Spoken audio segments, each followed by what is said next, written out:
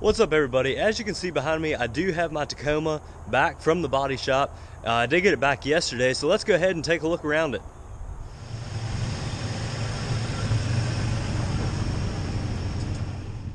So what you're looking at here is the bedside that was affected. What they ended up doing is just replacing all of the sheet metal here on this side of the bed, the driver's side, and replaced it. So nothing was painted that was connected to the cabs, and that back door was fine and everything else, but the whole bedside was replaced and repainted. So we're looking at brand new sheet metal there, and obviously new wheel flares and everything else, and I really think it matches great. It has a really factory look to it, and if I wasn't explaining this to you all, you probably wouldn't ever guess that anything ever happened.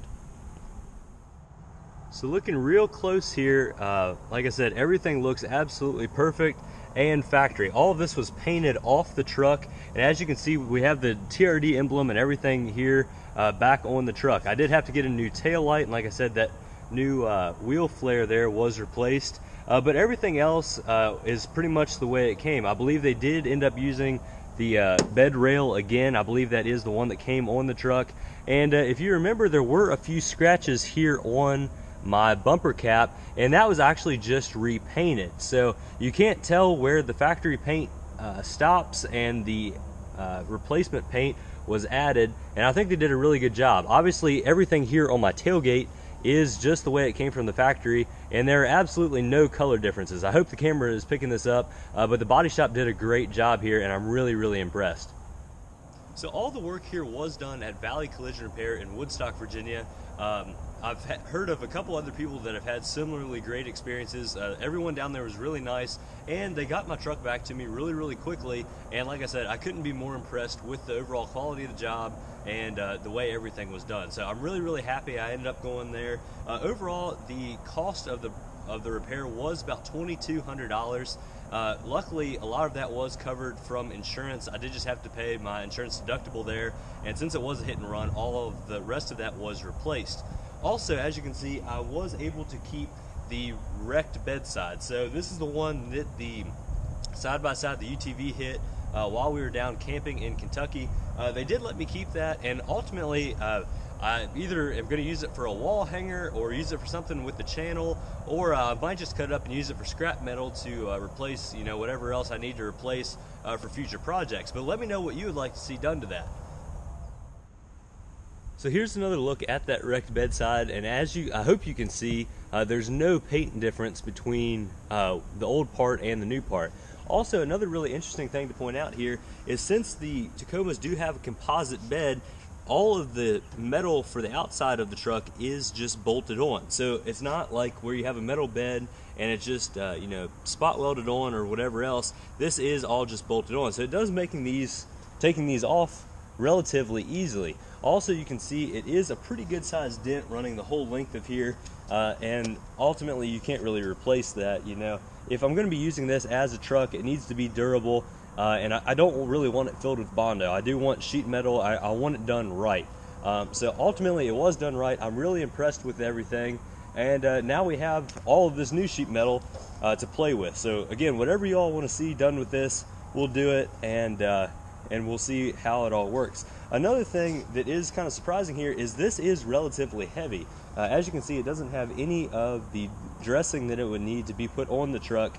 It doesn't have the fuel door in it, doesn't have the bed rail on it, doesn't have the wheel liner or anything like that. But even still, it is pretty heavy, and it does seem to be made pretty well.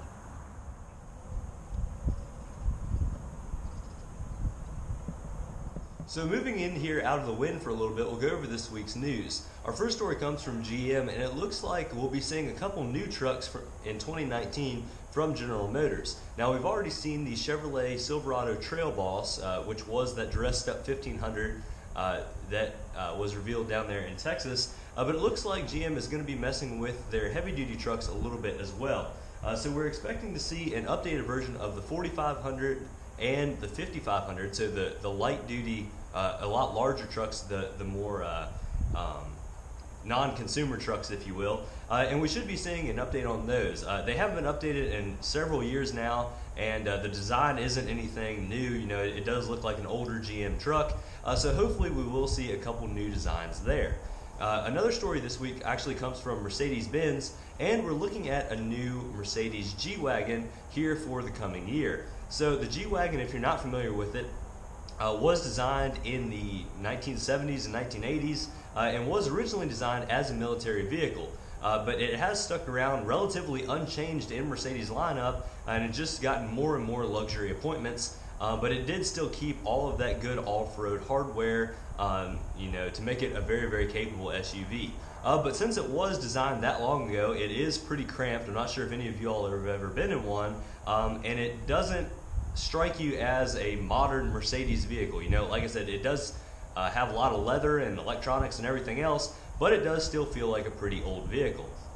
So for the coming generation of the G-Wagon, they are still keeping the ladder frame. It is going to remain a body-on-frame vehicle, and it is still going to keep the solid axle in the rear. However, up front, it is going to go to an independent suspension, which is probably really long overdue. I love seeing solid axles in vehicles, just like every other off-road enthusiast. But most off-road enthusiasts don't spend, at the very, very minimum, I believe it's $70,000 or $80,000, at least in the U.S., to buy a G-Wagon. Most people don't buy those just to take them off-road. Most people, buy them to possibly get them to their ski chalet or, whatever else. They might occasionally use the four-wheel drive, but, they never really are going to take them rock crawling or anything else. So I really do think it's a good move for Mercedes. It is going to make them a lot more livable for daily driving and everything like that. And ultimately, I think it probably will be a good option. Now, also with this new G-Wagon, they're introducing G-Mode, which is basically an off-road terrain management system that should help you, traverse those bad terrains if you ever do find yourself in one. And basically that works when four-wheel drive low is engaged, or you start to engage one of the lockers or something like that. The G-Mode will help you out, and it should be fitted with, a lot of other, cameras and everything else to kind of help you out. We have seen a lot more updated SUVs getting more and more like this. The new Range Rover Discoveries and everything like that are no longer the solid axle. They're not quite as utilitarian as they used to be, and neither is the Land Cruiser for that matter. So I think a lot of these vehicles are transitioning more towards modern SUVs, and I'm not going to say they're necessarily ditching their off-road past, but they're certainly transitioning to more on-road capable as well. So our final story this week actually comes from Ford, and it's regarding the new F-150 with the V6 Power Stroke in it. So we've been asking for a V6 Power Stroke in the F-150 for a very long time now, and it looks like we're finally going to get one.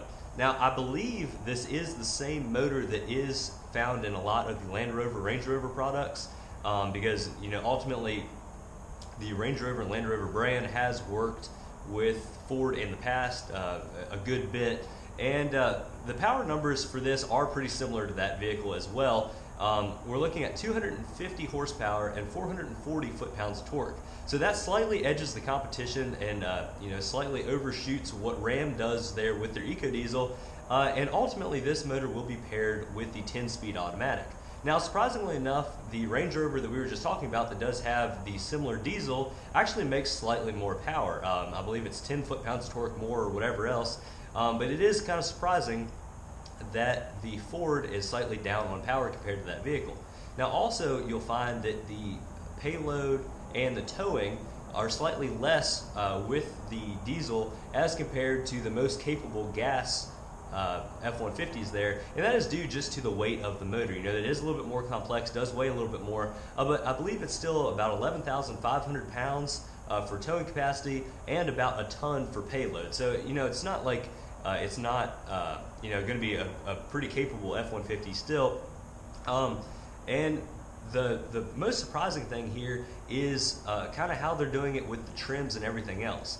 So Ford is kind of marketing this diesel to the higher trims. So I believe the Lariat is the lowest consumer model that you can get with the new Power Stroke, and obviously you'll be able to get it there with the King Ranch and the Platinum, and that's going to be, I believe it's a $4,000 or $5,000 option to go with the diesel as a premium over the gas motor. So it is going to be a pretty expensive truck, making the very cheapest one that you can get as a consumer truck getting very, very close to $50,000 if you would go ahead and get the four-wheel drive and everything else.